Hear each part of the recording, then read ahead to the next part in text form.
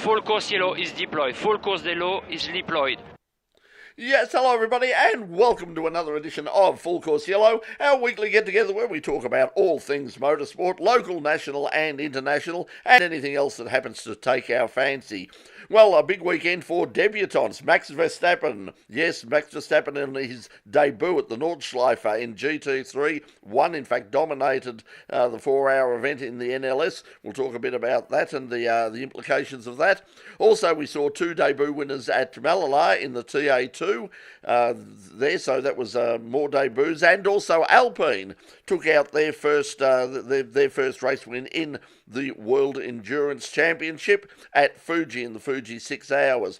Also, we've got we had another World Championship. We had XLs racing up at Queensland. Mark Jones will talk about that a little bit later on as well. And obviously we're in the lead up to Bathurst as well. So, but anything you'd like to chat about, remember, join us. Put down your comments, write your questions, and we'll get around to answering them as soon as possible. Joining me in the chaos that is tonight's program, we've got Peter Johnson, Mark Jones, and Richard Outram. G'day, guys. Good. And a very happy. How are you? And a very happy Mark Jones, by the way. Mark, it looks very cold up there. You're surprising. I would have thought, you just look like Nanook of the North. You're all rugged up with some sort of headgear, which says what? South Australia, is it?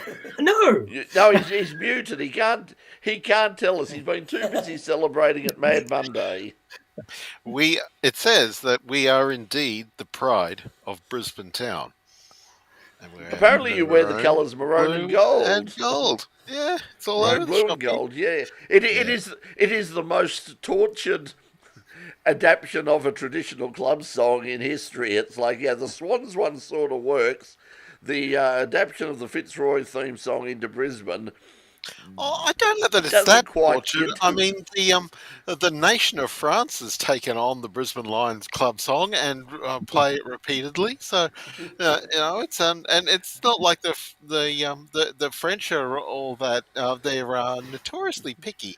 So I can tell you for a fact that when you joke about that, when they're playing it at Le Mans, it doesn't go down well with the locals. I imagine it would not. Why are they playing the Brisbane theme song? You sit there, they're all singing along, and you're going, "We wear the colours." Oh yeah, they go down. It doesn't go down well. Doesn't go down well. Hey, listen. Let's talk about Max Verstappen first of all. He was sort of the big news on the weekend. Finally made his GT3 debut. Didn't start from pole, started from second, but basically jumped in front at the first corner, and from then on was just totally dominant. Did anybody else watch Max's surgical destruction of the GT3 and GT4 fields at the Nordschleife? No, I wish I had. I intend to, but I was my weekend was a little bit busy chasing the World XL Enduro. Yeah, so it was interesting. What was more interesting than actual the race itself was watching the incredibly stupid comments from a lot of the Max Verstappen fans and also Formula One fans who watched sports car racing for apparently the first time in their life. There were lots of comments about why doesn't it have DRS, and these things are really boring. Why do they even bother? If I was any of these drivers, I'd get up and go home now. Max is making them look like the idiots that they are, and it was they didn't sort of get it very very much, but Max did, and his co-driver Chris Ludlam. Chris was sort of basically one of Max's online sim racing mates who has done some actual racing, but obviously nowhere near to the standard and the experience of Max. He did a really good job because Max just ran away and then got it to the end of his stint, handed it over to Chris, and it was like, oh, okay, well now he'll come back to it, and that's that might be a bit of a problem. But he stayed, he maintained pretty much maintained the gap through the whole thing, and it was a very, very comfortable win in the end in the Ferrari, the Verstappen.com Ferrari, also sponsored by Red Bull. Car looks really good, actually. I must say, almost anything. It's a bit like the modern day Gulf cars, the Red Bull stuff, and pretty much anything in that livery looks good. But apart from that, it was a fairly dreary race, but good conditions, and it shows how the popularity of both Max Verstappen and Formula One in that it had, I believe, a bigger online audience than the actual N24 itself. So that was incredible. Just the number of people who watched, and just simply because Max was driving there was incredible.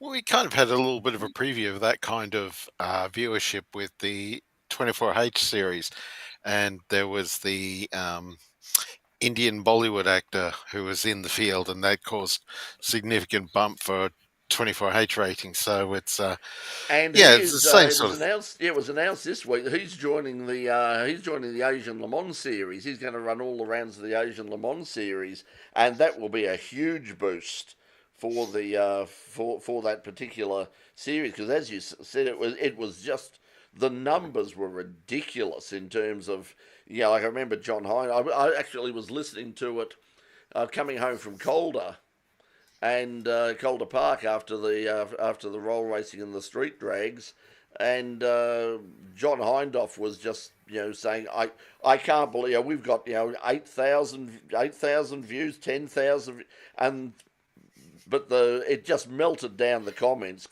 and once again they were mostly stupid comments, but he'll be a huge boost to his presence will be a huge boost to the popularity of the Asian Le Mans series, especially at the first round, which is in Malaysia, because there's a huge Indian expat population in Kuala Lumpur, because I stayed at the place called the Brickyards, and that's a suburb just outside of Kuala Lumpur, and that's the Indian area out there, and it's just basically, if you're not Indian, you're probably a tourist, because I didn't see too many Malaysian faces or Asian faces running around.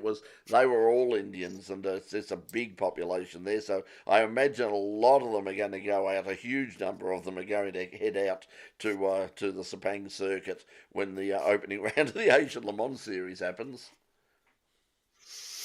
I was told once that Sepang is the noise an overstressed Formula One suspension component makes at the Malaysian Grand Prix. Yeah, I don't know about that. It's a very smooth circuit. It's a lovely circuit. It's really great for something like that. I saw Super GT there. For Formula One, you'd probably be locked into you're locked into sort of one side of the other, but yeah, it's a great track. Yeah, I guess back to the Nürburgring. I guess that's where we would get the Haupt Racing, the Ford Mustang factory team in Europe, came home with a second and third place. So that was an impressive result for them in the same race. I guess they're all playing around in the absence of the leaders of GT3 racing at the Nürburgring at NLS 9 with the Falcon Porsche team not present. That was one thing. I mean, a lot of the top drivers and teams that would normally be there weren't there because of the fact that the Fuji 6-hour round of the World Endurance Championship was on at the same weekend. So a lot of the top drivers that would have been there and probably giving Max a bit of competition just weren't there. So that was the thing. I mean, because there's been a lot of nonsense. Or one of the online sort of podcasts from England sort of went on and said, the Formula One podcast went on and said, the Nürburgring 24 hours, he's going to win that by 5 laps. I mean, they're not in the same class as he is. It's a very, very different field is going to turn up for the Nürburgring 24 hours, and was there for the 4-hour race on the weekend, which was mostly just gentlemen drivers and a few names who normally take part in it, but a lot of the top guys and were elsewhere. So, but it was still a great performance by Max. Hey, let's say There's a bit of a Formula One thing in general, because we saw the TCR class was won by former Jordan Formula One racer Tiago Monteiro, Portuguese racer, and so there was a little bit of Formula One everywhere in the NLS on the weekend. Well, surprise! It looks like Formula One drivers. Stop the presses. Formula One drivers can drive race cars. You heard it here first. Doc is joining us late, and he's got I think he's got a monster truck or something behind. G'day, Doc. Hey, hello everyone. Hello viewers. Hello everyone listening and watching. Yeah, monster trucks are on this weekend. I'll be attending down at Amy Park, so thought I'd jump on the theme a little early. And I've been listening to you and watching you on my phone. My MacBook was playing up. You put the mods on me last week, Brett. Well, you didn't try to update, did you? No, I used it on the weekend to do some email stuff. You know, Brett and I have this annual ritual, nondescript on when we do it, but usually we converse on about it. I think Brett and I have our email accounts. I think there's about 2,000 or 3,000 emails. We decided to have a clean up, so I cleaned it up on the weekend. Put the MacBook where I thought I'd put it back on charge over there, and it didn't do it. So I've been charging for the last 15 minutes trying to get on. Yeah, so if Doc drops out at any time. But I was just about to say hello to other people who are joining us as well. Oh, that'd be great. Yeah, well, there you go. Have no fear. Mad Cow Mark is here. G'day, Mark. How are you? Good to catch up with you. Box. Also joining us again, one of the regulars. And Paul joining us saying, have I missed anything? Probably not. I mean, ye of little faith, Naggers, really. I mean, come on. You missed out on classics. That was been comedy gold. But anyway.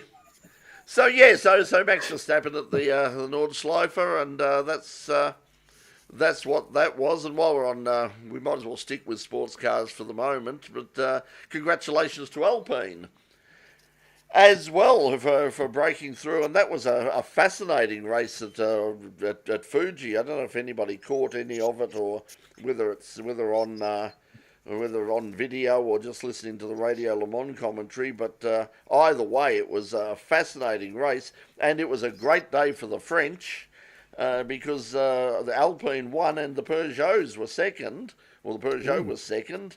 And looked like they were, so it was a real battle between the two French cars. The Peugeots were very strong all weekend.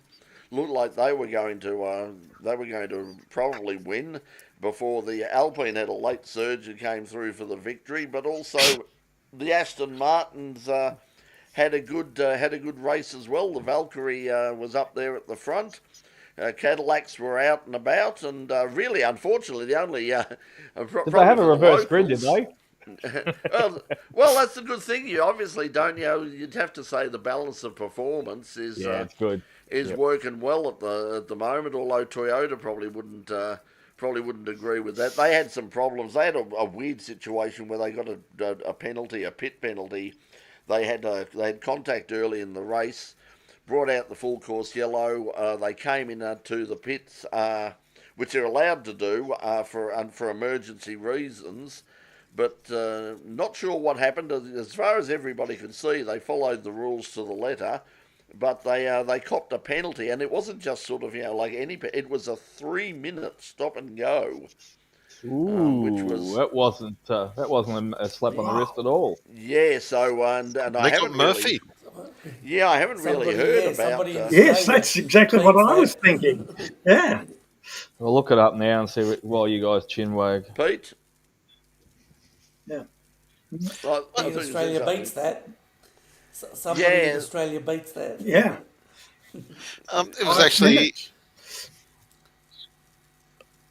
Mark? Oh, yeah, I was just going to have a quick little... That the Murphys were in were at Queensland Raceway on the weekend with Greg's son Cormac racing in one of the XLs. But that's for a little bit later, I guess. No, the question I have to ask is a really competitive weekend for Peugeot, and all throughout. But is that completely invalidated by being beaten by Renault, by Alpine? I mean, is that a second place finish becomes meaningless when the other French team is the one that beat them? Well, I think it's great for both of them. I mean, Oh because yeah, but that's like it's good for the sport because there was some talk that both of those companies would pull out. Obviously Alpine have sort of got their Formula One uh, sort of focus on, and well, with the they're lack not of really the same success. though.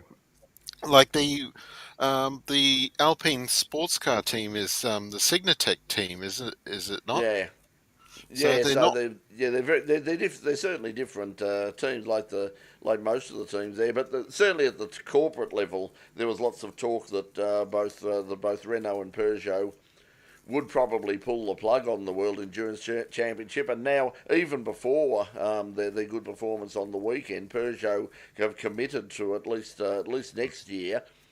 Coming back and have said that they and have actually said that the long term they haven't made any hard commitment. They've basically made a sort of a soft commitment by saying that we are actually looking at designing a whole new car, and the preliminary work is taking place as we speak. So looks like they're in it for the long haul as well. And when you consider that they've got both Hyundai and Ford and McLaren all joining them in the next couple of years, you can see why they'd all want to be a part of it. Wonder what that's going to do to the GT3 grid. Like they're kind of in the situation at the moment where they've sort of settled into 18 cars for each for each class. Well, they And are with, extending the pits in at all the venues. That's one of the things. That's one of the reasons Imola took a break. Is because they've got to. They've been said, look, if you want to keep running the World Endurance Championship, you're gonna have to give us some extra pit bays because we are going to have to add at least 2 or 3 other teams. If they're to run the same, if they're to run the GT3s with the same numbers, so you could have sort of 20 hypercars or 24 hypercars, and then the rest of the field with GT3. I guess that's what it's going to have to be in the end. Like we've had some movement in GT3 because there was quite a bit of effort made to get Mercedes-Benz into the GT3 grid for this year's championship, and in the end that was facilitated by Lamborghini pulling out of the WEC, both at the top and and at the GT3 level. But And now with their new that's going to be. they've got their new GT3 on the way. It's just been testing, the Temeraire or whatever it's called. They're testing at the moment, and they're already saying that they would, if they can find a way to come back, they want to come back. They're just saying, look, we've taken a break. We've got a new car coming. We want to get that up and running and get it sorted out. But once it's all sorted and we're ready to, we want to get back into both IMSA and the World Endurance Championship. So where the hell do they fit in? Yeah, and what does Hyundai want to do about GT3, if anything? Yeah, there's been rumours. There's been all sorts of rumours that they're going to have a car. In fact, I got a press release today about the Magna sort of high performance car that's coming out, but it doesn't look like a GT3. It looks like basically sort of it looks a bit like the electric Mustang, the Marquez Mustang. When you have a look at it, it's currently all camouflage, but if you have a look at the body shape, it's got a bit of a dumpy sort of look. It certainly doesn't look like something that would be suitable for GT3 racing. And then they had that thing that was at GT70. The Jackie X ran around at the 12 hours giving us. Well, that was an all electric car. But We apologise to interrupt this broadcast due to some breaking news. The Toyota number 7 incurred the 3-minute penalty was due to, as you said, the pit lane was closed. So therefore, they were low on energy and had to pit and get energy. However, in the regulations, when the pit lane opens, they must pit again and refuel up so they to didn't. where it So is. they didn't pit So again the second they time, didn't pit right? So again within probably a certain amount of time Well, that's or what I lap. thought. Yeah, that's what I thought. Because Yeah. that's the rules say that if you're if there's damage to the car, like if you've got a Emergency. puncture or you're running so low on energy as they call it, that you've got to have a refuel. That yes, you can come in, you can grab. I think it's about 8 seconds worth of fuel, and you can change the you can change the tyre and wheel, and you can do some basic You can repairs. keep the show on the road. Yeah, and head out so you can come in and then. But the Well, deal is that the moment that they take the full course yellow off, you've got to come straight back in again. They So didn't. obviously they didn't. So there, that was. That's why it was but such 3 minutes, yeah, that seems really hard. Well, that's probably a deterrent for them and anyone else in the future. This is a reminder: there are regulations that they must be followed. Yeah, let's. And I guess this is kind of a bright line rule for them, that they really want to enforce these pit stop regulations the way they are to ensure that nobody tries to take advantage of a safety car situation. Yep, dive in anytime they want.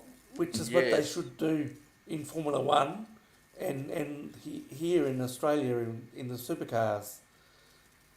Yeah, because often, you get a slap, these 5-second penalties and 10-second penalties.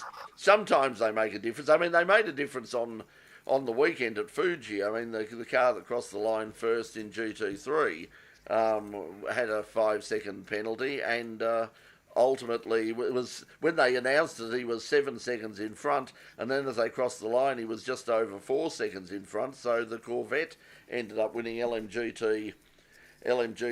Speaking of Corvettes, it's as we said last week, it's looking more than likely we're going to see one at the Bathurst 12 Hour. Now the interesting thing was the first entry for the Bathurst 12 Hour came in yesterday, and it's for our old mate Scotty Taylor Racing.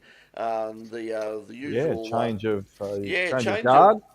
Change of guard. Tom Randall is back and Cam Waters is back, but Craig Lowndes is out and Mostert in, which is interesting in a couple of ways. One that Chaz not the Arise Ferrari. The rumor going around, certainly even last year, was that there was no guarantee that they would be back for the 12 Hour this year. They're focusing on the Australian Championship.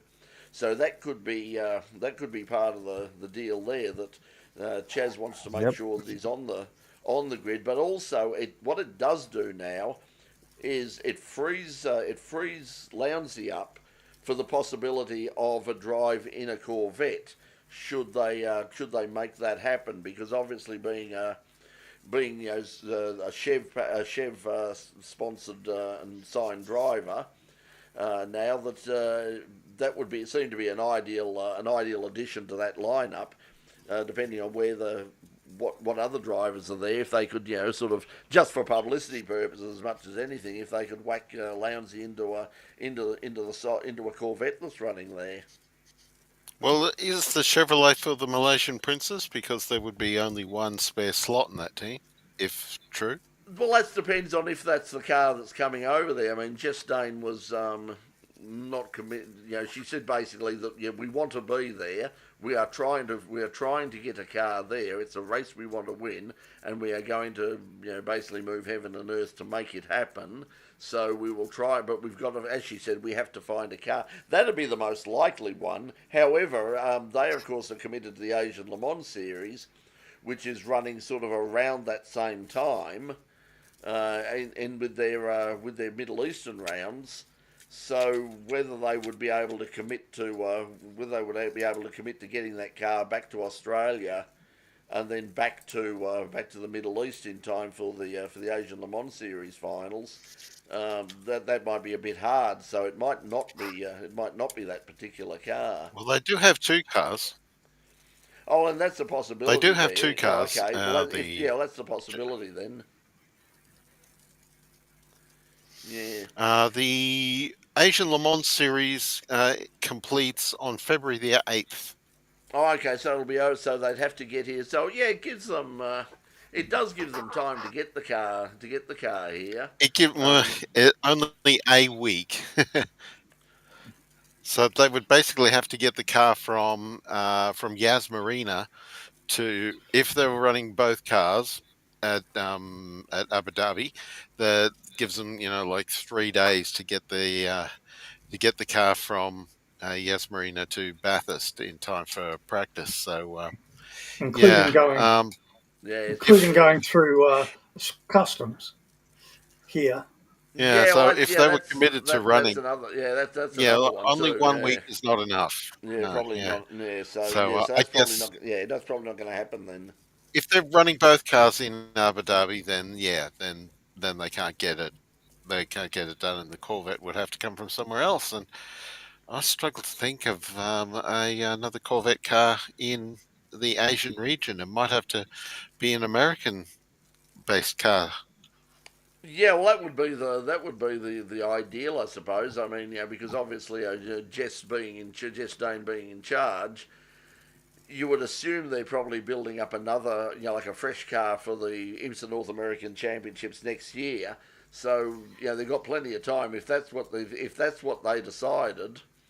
That like we are going to run a car there. They've certainly got time now. Now that series is. So they risk throwing it to Almost Australia over. and having it mangled before it even starts over there in IMSA. So they want to keep a fresh one there. They would have a fresh one there. And the thing was, Jess was very specific on the fact that it would not be staying in Australia. That whatever car was brought over here would be going back to wherever it came from. So that would make sense. But anyway, let's have a look. That's the Bathurst 12-hour. But it's good to see. So the first. There is a big gap in the. There is a big gap in the IMSA program from Daytona to Sebring. Yeah, well, that's the thing. I mean, they're going to come to what Daytona's only the week before, so it would have to be a spare car situation because they wouldn't be able to bring one of their current cars over because it'd have to come straight. No, it's 2 weeks. 2 weeks is even so still. 2 weeks, unless possibly even 3. B12 is the 13th to the 16th. Yeah. So and Daytona is January 24, 25, Australia Day weekend. So and Sebring's not until March 21st. So that puts it. There's daylight. Who cares about after us? So there's daylight. Yeah. Yeah, so anyway, let's see. They're also, it's looking, we're almost certain we'll have a Ford there as well. Tony Quinn has apparently brought a GT3 Mustang, and there's rumours that there might be another one or two on the way.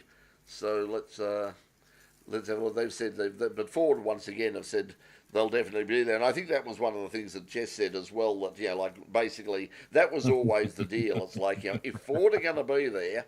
Oh yeah, we will be there as well, and vice versa. So, for the program is a little bit more developed down under than it is on the Chev side. So anyway, a lot more support. Chev have been because Chev were not happy about having to supply so many cars, and the fact that it's not that they've got to run sort of the whole GT-AM format in the World Endurance Championship, and they basically want to run it as they run it in the States. They want three pro drivers. Team. Yeah, they want a fully professional team that they have total control over. They don't want paid drivers. They don't want amateurs coming in. Now they got Ben Keating at one stage, and so he's a very good amateur driver, but it is a bit of a lottery sometimes. Just a little side note: I drive past it in Dandenong. For people that are unaware, and I'm sure there's a few spots all over Australia, dots here and there, but one of General Motors' main offices is right in the heart of Dandenong, and I drive past it quite regularly, and there's some massive capital works going on there at the moment. I wonder what they're doing. So it's I'll have nothing to to do with it's going to nothing be to do with Chev. Yeah, no, it's got nothing to do. It's been developed into a new industrial park. No, this is on the general. This is in the GM precinct itself, within its own gates and fences. There's some capital works going on within itself, not around it. So yeah, I'm going to keep an eye on it and find out what's going on in there. because certainly the local paper here and the local and going past the sign says this is I forget what they're calling it, Dandenong Industrial Square or something. No. Yeah, I know about all that one. No, Plazing. this is inside their own or their own four walls. I didn't know they still. I just didn't know they still owned anything at Dandenong. They I are thought down they were there. down at Oh, yeah, Port. the GM sign's still up, and there's offices, and so it's down there opposite Woolworths. I'll have to stop and have a hard look one day, or do some digging. Yeah, we have to Doc, some, You're getting a bit hot, Doc, you Mark. sure they're not preparing for mass American refugees? Well, I was watching foreign correspondent, and the Iranian Israelis and the American influence on what goes on over there. So yeah, but look, depends on whether you're royalty or not too. All you got to say is like there's a royal visit coming to Australia next year with Will and Kate, and Donald might be all over that and throw he might even throw this pharmaceutical benefit scheme back out the window again. Who knows? That's true. Hey, let's comment on Mad Cow Master thing. I haven't heard much about this. Pete, what do you know? Have you heard this rumor? Oscar possibly going to Ferrari. Has that popped up anywhere you've seen? I haven't heard anything about it. No, I haven't. I haven't seen anything. I think we discussed last week that it would be obviously a really good fit one day. I mean, to have a Piastri at Ferrari would be fantastic. And I suppose the interesting thing on that line is that increasingly we mentioned Jacques Villeneuve last week saying that they need to. McLaren need to make a call on a number one driver and throw their resources behind that person, or otherwise, Max could come up from around the outside and knock them both off. The interesting thing is Christian Danner has now joined in that as well, and saying, they don't.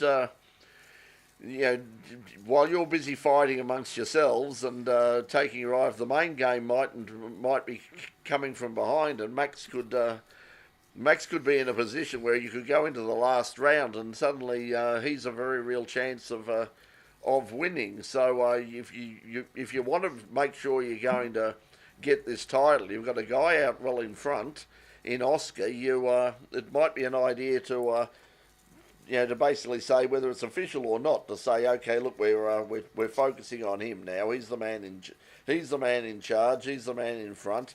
Let's focus on him and make 100% sure we win this bloody thing, rather than trying to be fair to both sides. And in the end, Max drives through between the two of them and I'm going to address Mark's comment or question and a little bit more direct and say, I think if you asked Mark Webber, who has a bit of a say in Oscar's future at the moment, or definitely an influence, or both, he would say that's a very overrated team. And I'm going to tap into another Aussie that's just recently departed the scene, and there was always the odd rumor pop up about him switching across to Ferrari, and Daniel's living life, as we say at the moment, that's non-Formula One related, and he would probably along the lines of say, Ferrari overrated. Why would you bother? Because the other thing is that it boils down to, and we've discussed it, and look, you're not going to know where until you throw all the 52 car pickups in the air, the hearts, the spades, the clubs, and the diamonds, where all these cars are going to start off next year under complete new regulations and the development. So I would imagine any speculation is all just absolute poppycock at the moment, to quote an English term, and it's just all made up as they go along for the time being, just to create a story or a bit of clickbait. Because I think the two of the most satisfied drivers, I'm happy where they are at the moment, would be at McLaren. Well, I think that'll depend on how things go at the end. I mean, that's going to be the problem. I mean, it's very hard keeping two people, comfortable. And they were talking about this on one of the podcasts I saw. They were talking about the situation with Max in terms of a driver for him next year, and they were saying that, that the way it worked at Ferrari for all those years when Michael Schumacher was was there was like, we have a driver, he's our number one driver, and he is the man who's going to win the world championship for Ferrari. The role of the second driver is to back him up. And they had, so all the focus was going on one driver the whole time, apart from, your job, whether it was Rubens or someone else, your job is to basically take points off the rest of the field, and if Michael has a problem, you come through and you can grab the win. But your role is to basically back up Michael. It's very hard when you've got two people who are, And they had that. There is precedent for this sort of result, of course, from one of Formula One's most famous days at Adelaide in 1986, where the two Williams drivers, Nelson Piquet and Nigel Mansell, were headed into the finale looking to win the championship, and then they had that tyre issue for both of them, and Alain Prost drove around both of them to claim the win and the title. Beautiful camel nose. It was a fantastic day, that one. It's one of Formula One's greatest days. From what I was reading, this story it sounds to me like it's a bit of fan speculation about Oscar being unsatisfied with how McLaren is treating him, and the rumor, as the rumor suggests, that it would be a straight swap with Charles Leclerc, and that just sounds to me like that it is fan driven rather than any actual. Come on, they're going to they're just going to make stuff up as they go along to create a bloody line of attention. So I give it no credence for that Absolutely. Reason. Don't let the bloody truth get in the way of the good story. Pete, you were trying to get in. Pete, jump in and as we were saying about having a number one driver and building the team around them. It happened at McLaren when Lewis was there. It happened at Mercedes when Lewis was there, and it happened at Red Bull. With Max and Seb. Yes. Yeah. So, I mean, I can't see it happening, but at the same time, sort of long term, they can't take their eye off Max completely. I mean, it's okay to say, the last two circuits suited the Red Bull, but the interesting thing will be what happens this weekend in Singapore, because there's a few people out there who are who follow this, who are saying, no, look, those updates they've made to the floor of that thing have made a huge difference to that car, and that car is going to be competitive everywhere for the rest of the year, and Max is a very real chance of winning a whole bunch of races for the rest of the year, and then it's going to be a matter of of sort of damage minimisation for both Oscar and Lando, but particularly Oscar, because he's the man defending the lead. So they can't be too fair. I think they've got to sort of look at it and say, okay, we've got to do what's best. We've basically wrapped up the Constructors' Championship. We don't have to worry about that anymore. Next step is to get one of our drivers up to win the World Championship. Right now, the guy in front, the guy in the best position, is Oscar. And Lando, I'm sorry, this is not your year, okay? And I think in Singapore, from memory, it has a couple of long straights. So I think it will suit the Red Bull better than the McLarens.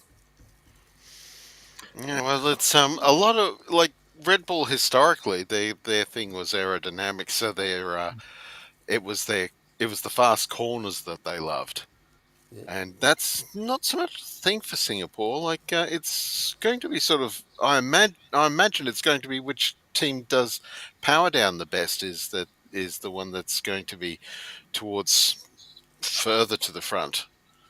I'm just going to make up a rumour as we speak right now too. If everyone else can say Oscar's going to go to Ferrari on the track, I'll say, look, BMW have ruled out bringing back in a Formula One team, but no, they ruled out 2026, so they'll come back in 2027, and Ross Brawn's going to be head of it. So there you go. We can make up a rumour as we go along right now.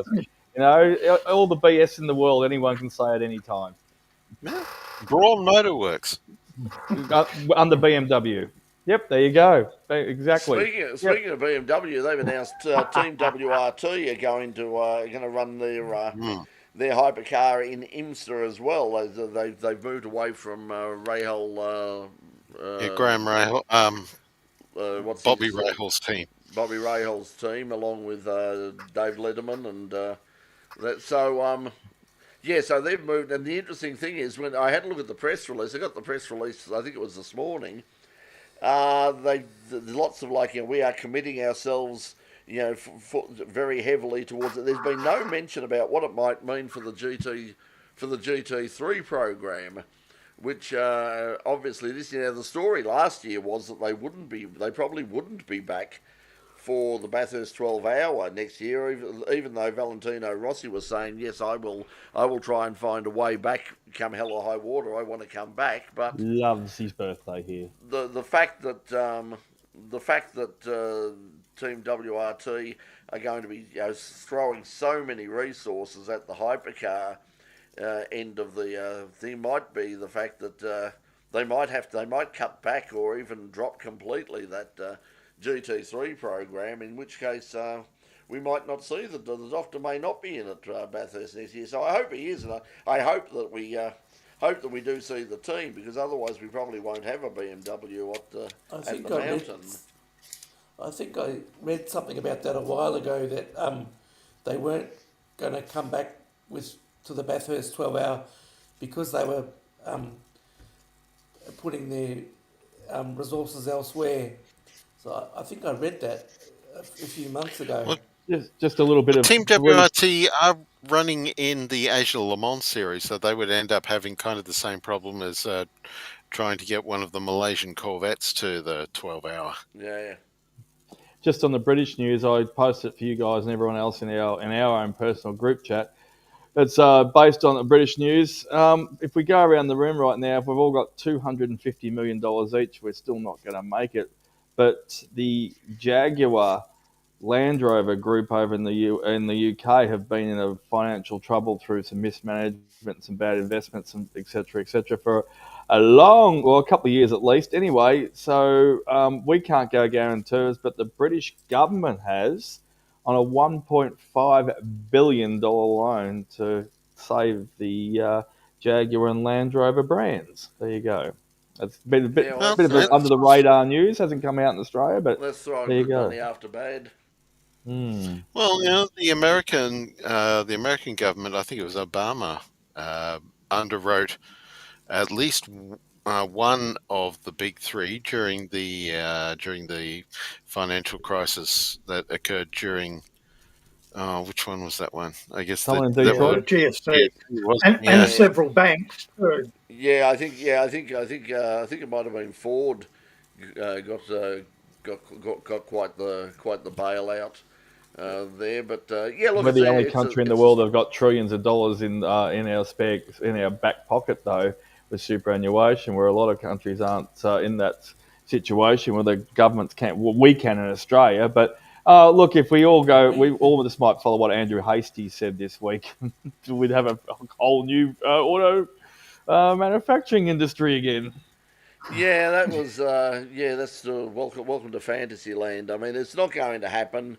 It's great to see that there's someone there saying it's a dream. It's never ever going to happen. It's impossible. It was going to fall over at some stage anyway, because people keep forgetting Ford was gone, and regardless of any decisions by government or anything else, Ford was gone, and it had nothing to do with any. It had a date a couple of years ahead. Yeah, it was well done. Yeah, and it was their incompetence, and then it was basically the decision by the Abbott government to say, to get rid of Holden. Of not continue any subsidy to them, and then basically once that happened, Toyota said, "Well, we have no choice. We can't be the only. There needs to be economy of scale. There needs to be people building all the parts for us. If there's no other manufacturer here, there's no point us staying either. So everybody left. We can't build Holden Lexans for eternity."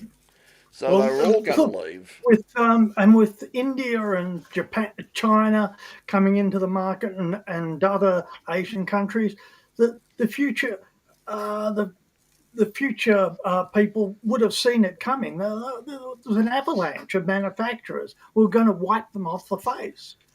They're not all going to last, but those, if you have a look at the new Chinese manufacturers, I mean, you've never heard of half of them, but you see reviews of a lot of the cars, and people are saying, "Hey, these things," like whether that's true or not. I mean, you can't tell sometimes with things from China. I must admit that speaking out of there, I did get a phone call last week.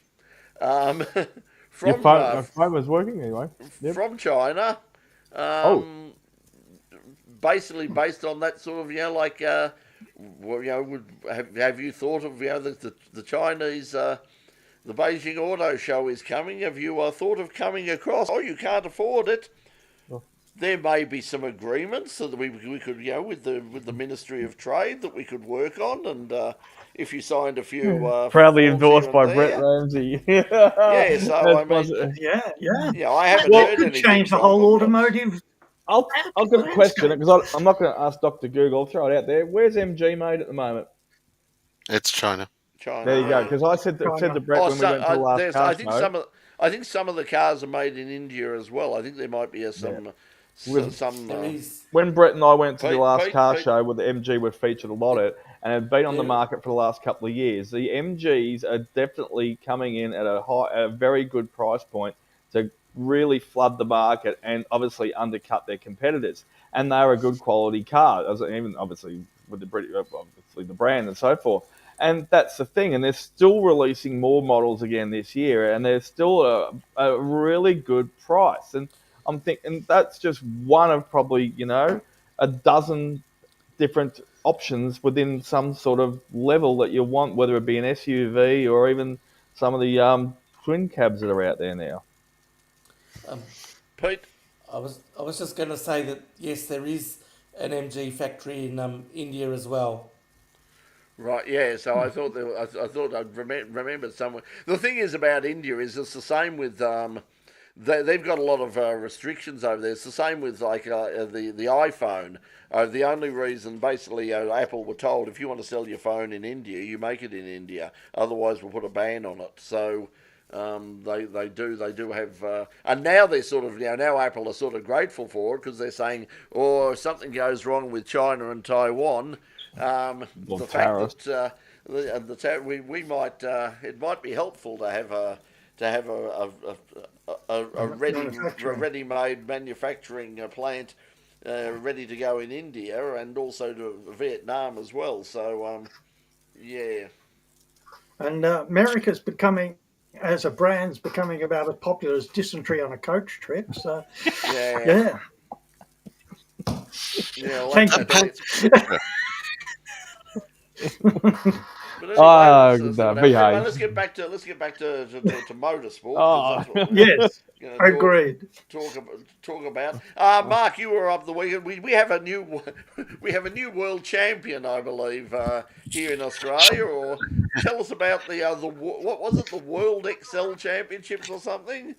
Oh, shout out to Mark Walker, by the way, who was used to describe the HQ Gemini 1 hour race as a world championship, on the basis that Geminis don't really race anywhere else. Excuse me. The Nankang World. Sorry, let me get that in the correct order. The Nankang World XL Enduro was and ran to the same format as last year with the different name it had, whereas 250-kilometer races done in that format, because the range of an XL race car as far as fuel goes is kind of 165, maybe 170. So this way, with 250-kilometer races, you get decent kilometrage, long distance racing, and you don't have to bring any fuel rigs or anything like that, and complicate and add unnecessary expense to pit stoppery. And we had 29 cars. One of the cars was actually rolled on the Wednesday during practice by a driver coach whose name may or may not rhyme with Blod Blazelwood.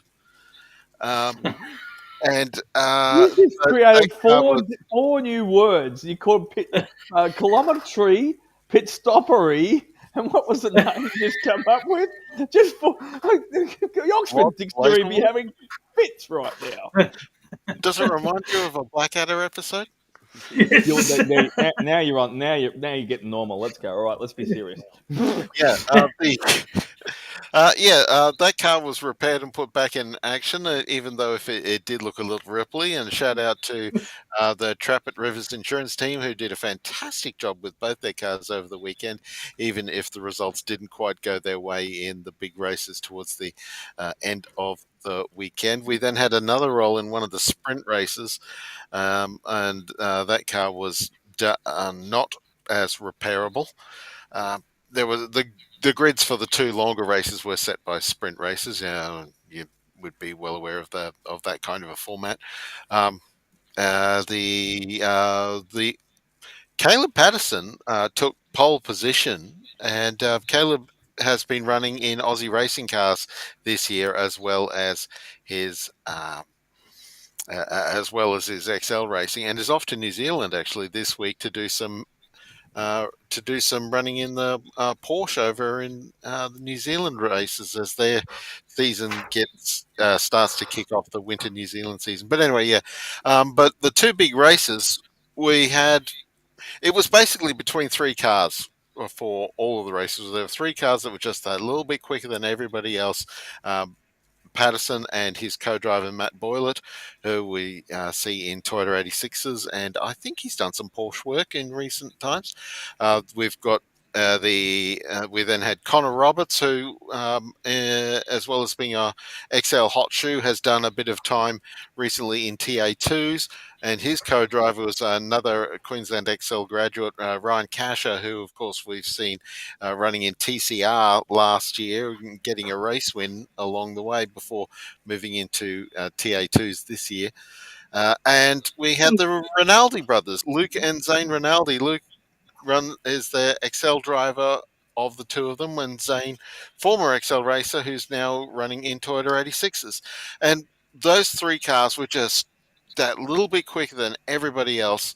And the first race we saw, as Richard was saying, because it was being broadcast through the YouTube of West Bremer Radio. So if you are sufficiently curious, you can go and have a look at the races as well.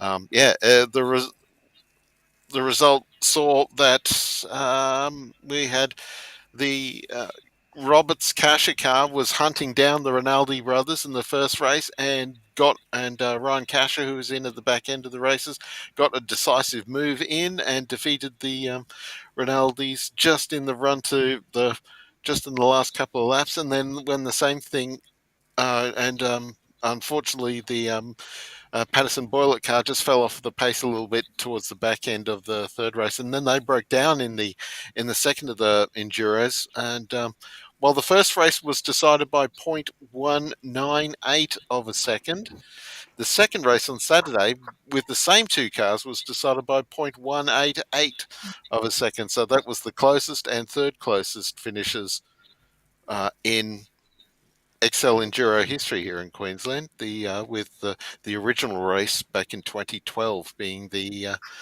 other really close finisher. But yeah, we saw some fabulous racing throughout the weekend. And then third place in the second race on Sunday was Carlo Warner from the Racing Together team, where you made mention of on a couple of times recently, and her teammate Kate Davey was subject of a SBS documentary about a month or so ago on the NITV program Dreaming Big.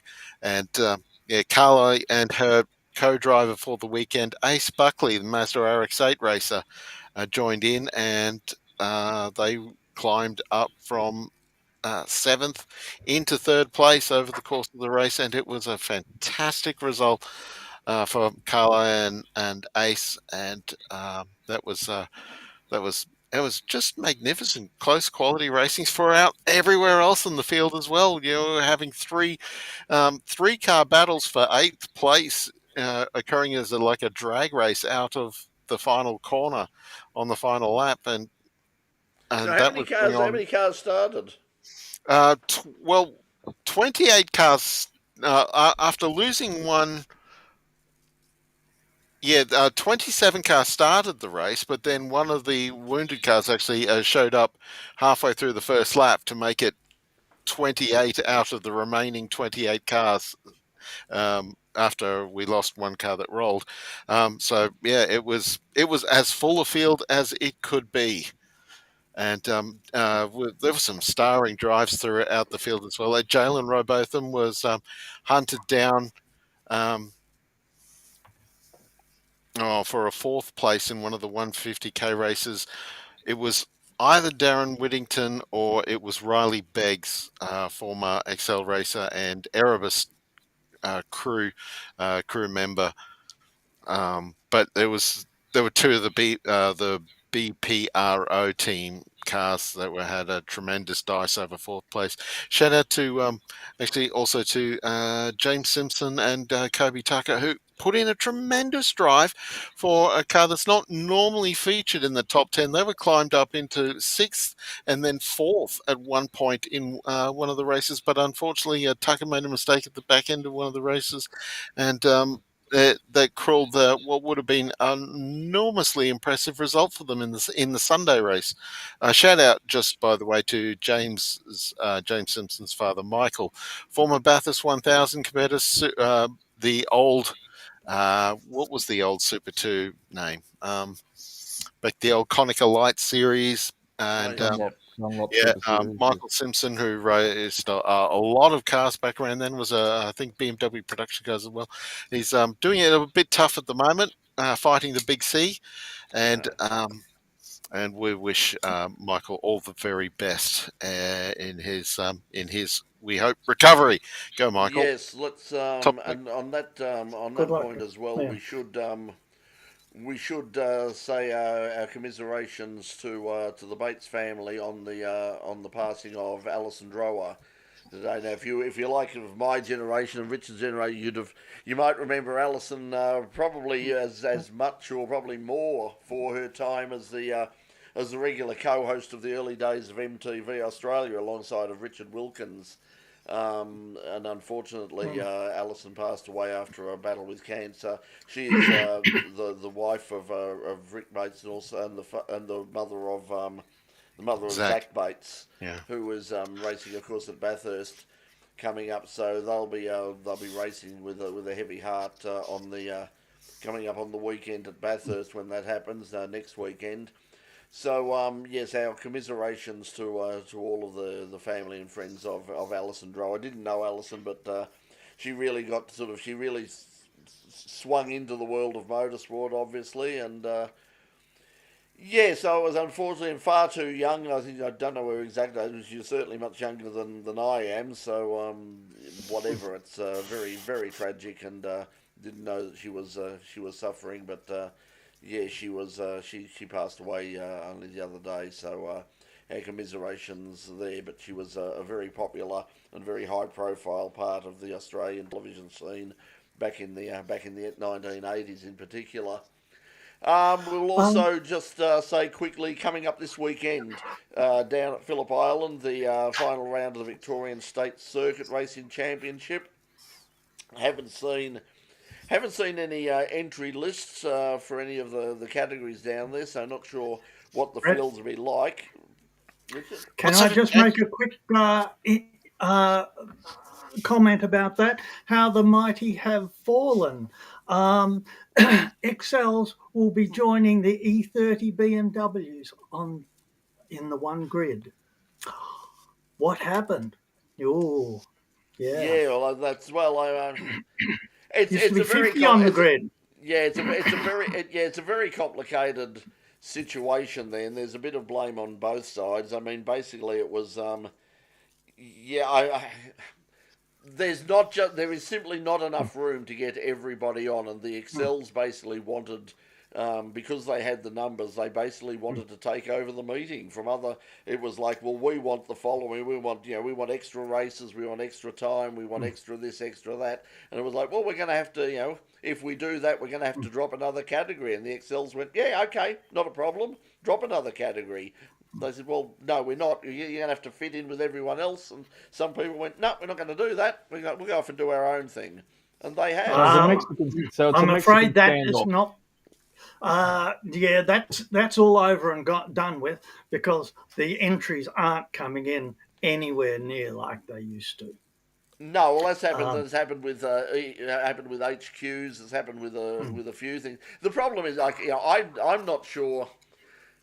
The whole thing with the Victorian State Series is, like, obviously we were heavily involved with it for many years. Like, probably the best part of probably 20 years, and now you just don't hear anything like it.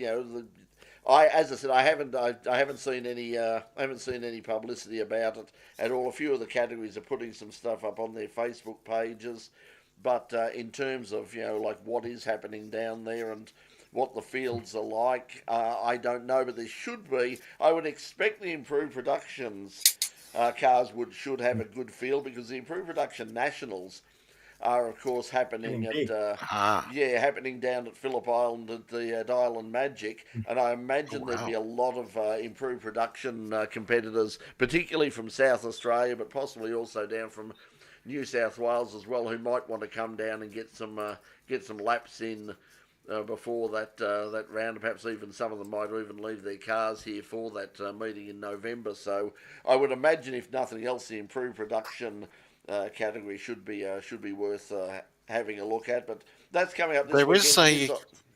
There is a championship battle to be had there, actually, with coming into the final round. Matthew Logan, Commodore driver, has around a 20-odd point lead over Ian McLennan in the Monaro, with Brett Lehman not too far behind. It has become sort of, it has become like a Holden. Has become a Holden, like it's Commodores and Monaros left, right, and centre. I mean, it used to be 4 of the top 5. You used to have, in the old days, it used to be the battles. You used to have Commodore versus Mazda RX-7s versus Falcons versus all sorts of things in there. But the big Chev powered cars are dominating at the moment. But it'll be interesting to see when you get some of those cars from. Some of those interstate cars coming in from New South Wales and down from and over from South Australia. South Australia's always had a really strong improved production scene there. So that'll be good on the weekend. The Australian Formula Ford Championship as well. That's coming up, I think, this weekend. That's just 7 points. Yeah, but just before we wrap up, before we get into, if you're not just still talking. The bikes were racing on the weekend, MotoGP, before we start. Let's wrap that up quickly. Just quickly. I'm only just going to comment. It's all wrapped up. It's all wrapped up, but you can say Pecco Bagnaia decided to start early on happy hour or jug time, and he won the race, which is probably had one of his best efforts for the year. But it all came down to Marc Márquez finished second and was able to celebrate. He has wrapped the championship. 2025 is all over and done and dusted. MotoGP prototype level. He has got his championship, and that's good on him. He made some sacrifices. Everyone's saying, he raced last year in the satellite team. He didn't get paid. He bought into it. But he had no real choice, I suppose. He either had to jump on the same horse as everybody else, or he was probably going to stay at Honda and keep on smashing himself like maybe some other riders still do, and they're basically development riders now. So anyway, doesn't make much for a finale down at Phillip Island when we get our chance of it, but second last race of the year. But hopefully a few people will go down there and enjoy the bikes as usual. So you never know, you might see some great weather turns up on the day and spices it up a bit, or people will be going out there and just riding for fun now. Go, Jack. Yeah, so that's all coming up. But yeah, Mad Cow Market. I did notice the nostalgia drag. What a meeting that was! I think I mentioned last week that I was really surprised at the lack of crowd there because I thought they would have got a massive crowd for that because the turnout of cars for that meeting was spectacular, and I really wish I could have been there. Also, I'll let you know. I think I might have mentioned it last week, but coming up on October the 10th. We're going back to Friday Fun Day out at Calder Park for the drag racing and the off-street drag racing and the roll racing. And this coming meeting on October the 10th, they've decided it won't be a round of the roll racing championship. They're just going to make it basically a test and tune and fun day just to basically, if you want to run, come on down on a Friday afternoon because it's just going to be, you're not going to get knocked out in qualifying or anything. It's literally just go round and round and round, have a run, come round, get in the line again, race again. If you get in early enough, you might get 8, 10, even more passes over the course of the day, and you can race pretty much anything there. So if you've got a bike, a car, and you want to find out what it'll do over a quarter mile, whether roll racing or drag racing or both, bring it out to Calder Park on October the 10th. We'll be out there, and I think Pete's also got some. We've got lots of giveaways, and I'll be on the mic out there giving things away. Had a big crowd last time around. These Friday nights are massively popular. It really surprises me because you'd think with everybody working and all the rest, it's like, we're probably not going to get that many people. Around 7:30, 8 o'clock at night, it gets absolutely, it can be pretty Please chaotic. go out to Calder and do that instead of going down to Toorak and doing chap laps and setting the jam factory on fire. And also the Australian Superbike, penultimate round of the Australian Superbike Championships is at One Raceway out at Goulburn in the formerly known as Wakefield Park. I still prefer the name Wakefield Park rather than One Raceway. I think it sounds stupid, but never mind. The man who sells soft drink has decided that that's what they want to call it. So it's One Raceway. Whatever. But anyway, so it's some good.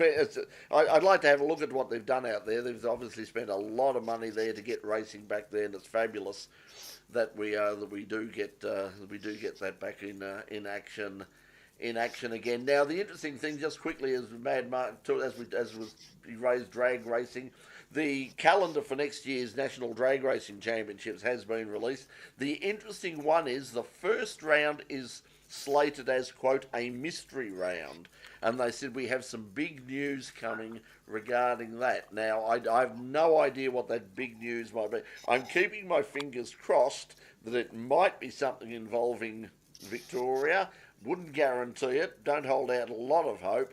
But I know they were working absolutely behind the scenes. A lot of people are working very, very hard to make that happen because the sport desperately needs a presence here in Melbourne. It's going gangbusters right around Australia, but it's in terms of like at a professional level. But the fact that we can get so many people heading out to Calder Park, for what is basically off-street racing, shows that just the crowd we would get with Top Fuels and Funny Cars and the like would be absolutely blow your ears off, literally. Yeah, it would be huge. And as they say, years ago you could race quarter horses at Calder Park. We did talk to someone about that just recently. That is correct. Absolutely. Yes, you could. Certainly. I own two quarter horses. And I can tell you I'll give you a race. We'll take them to Calder on the Friday. That Friday. No, they've stopped all that, unfortunately. But no, we will do it. Brett just said on air, literally quote for quote, bring anything along and race it, and you're quite welcome to. So, anything was a motor. Anything was more than 1 horsepower.